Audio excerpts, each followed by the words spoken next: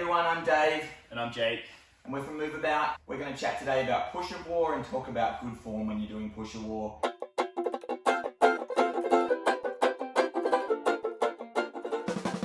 In our last video, we had a look at tug of war. If you haven't seen it, go back and have a look at it. Some of the gist of the things we wanted to get to is basically our rule of thumb is if it looks like rubbish, it probably is rubbish. If it looks good, it probably is good. And so with tug of war, we wanted to get a nice gentle C when we're doing the pull, not hyperextending, locking the joints, doing different things. That wasn't good. Same thing with push or war. So when we're pushing, we want to get a nice bend in those muscles so that we're engaging the muscles and we're not cheating by doing this and using our extremities, or we could be internally rotating and locking the joints so that the bones are doing the work, externally rotating as well. And then there's all sorts of funny stuff that kids will do. The short of it is, any of those are not giving you what they want. They're not engaging the muscles that you want. They're not providing the heavy work proprioception that you want if it's for a sensory diet. And actually some of them can be dysregulated. If you're moving into this extended posture, that's triggering a lot of the more fight-flight chemistry rather than calming and grounding chemistry that you might be wanting from a heavy work activity like push or war. So, if we're going to start over here, Jake, and what about if you're pushing me?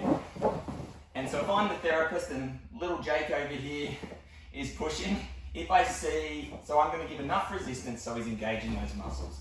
If I see him cheat by maybe locking his arms in, I'm going to give it a gentle shake to break that up, and then I'm going to play around with how much resistance, push Jake, push, do I need to have so that he's engaging his muscles and we're moving forward.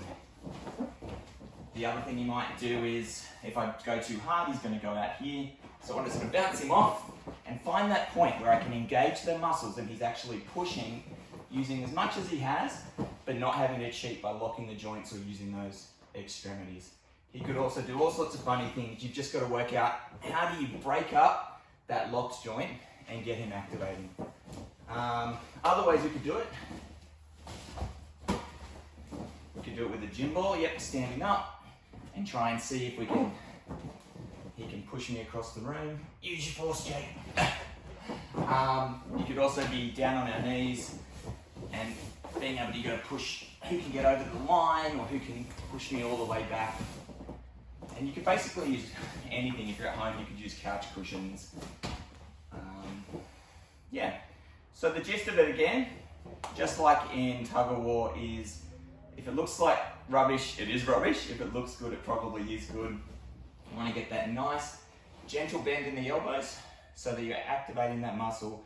And it's your job as the adult to provide the right amount of resistance that they're engaging those muscles. If I'm too light, then he's just going to go like that. But if I'm too heavy, he might go like that, or he might go like that and internally rotate and lock, externally rotate and lock.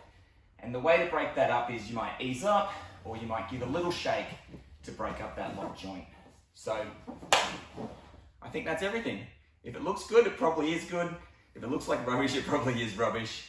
And do what you can to find the right resistance so that they're engaging the muscles, and that way you'll get the best muscle work and you'll also get the best proprioception heavy work for your sensory diet. All right, that's it for today. Make sure you hit that red subscribe button so that you get all of our videos week to week. And leave a comment if you have any thoughts or ideas or if you try these things out. Thanks, bye. See you next time.